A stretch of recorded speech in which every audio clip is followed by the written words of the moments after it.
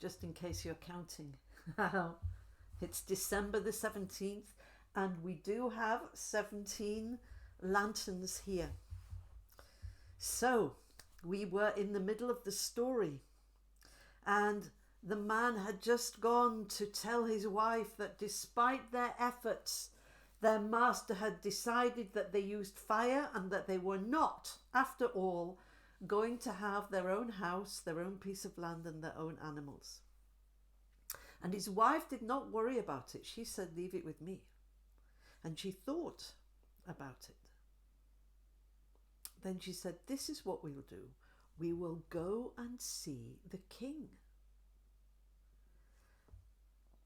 In many countries, before there were police, you could go directly to the ruler, stand in line, and then state your case. And this is what the couple decided to do.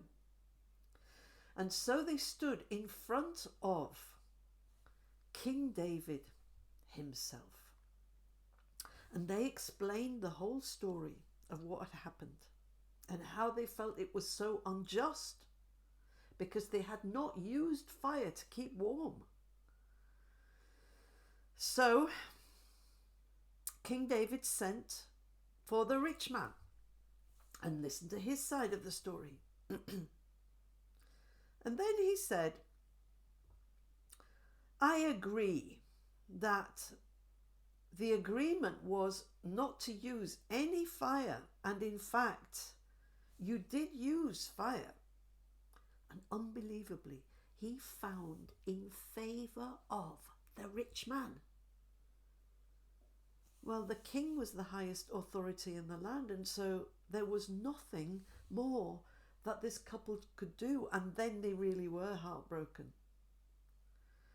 And they were walking away from the presence of the king.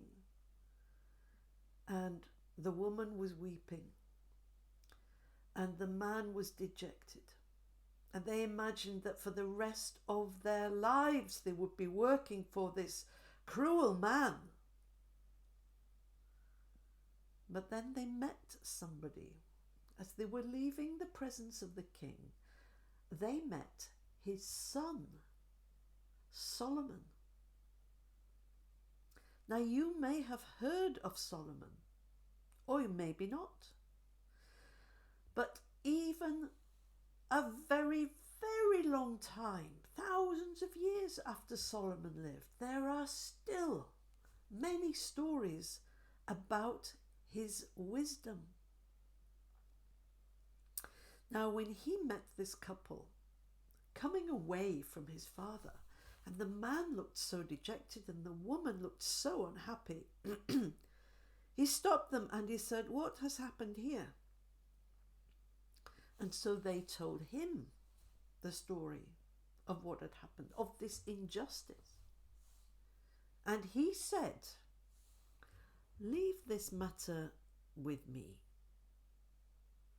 And feeling slightly better, but not entirely, the couple left and went home. Now, a few days later, Solomon organized a great banquet in honor of his father. He invited his father to come at a certain time to this place. He also invited all the influential people of the land, and he invited the rich man and the couple. So, at the appointed time, all the people arrived, and there were musicians playing, and there were dancers, and nothing to eat yet.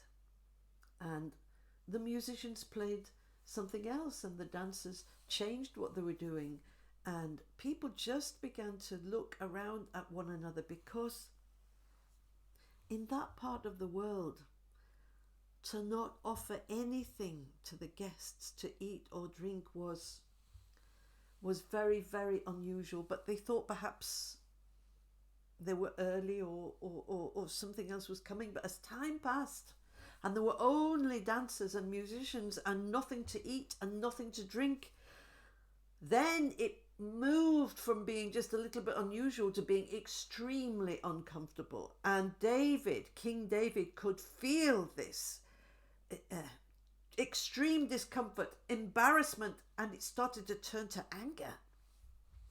So he himself went into the kitchens to see what on earth was happening. And Solomon was waiting. The king came in and said, "What is going on? All these people, all these guests, you've invited everybody and not even an olive? What's happening here?" "All in good time," said Solomon. "All in good time." The king began to look around to see where the food was in the kitchen. And then he saw a strange sight. He saw a lamb being roasted, and a servant turning the lamb on a spit. But it was completely raw. Down at the other end of the kitchen, right at the far end, was a fire. The king said, "What are you doing? What are you doing?" Solomon said, "All in good time, Father, all in good time. Because if a fire at the bottom of a mountain can warm a man on the top of that mountain, then that fire can soon cook that lamb." And David took it in, and he realized he was humbled. He realized he had made a terrible mistake, and he had to turn the decision around. And he had to stand there in front of all of the important people of the land and find in favor of the couple. And so that rich man, that devious, cruel man, was made to buy them their own piece of land, their own house, and their own animals. And so, because of the intervention of Solomon and his wisdom, that couple were freed from having to work for a cruel man, and they lived out their days in peace. And this is the story that I heard from Israel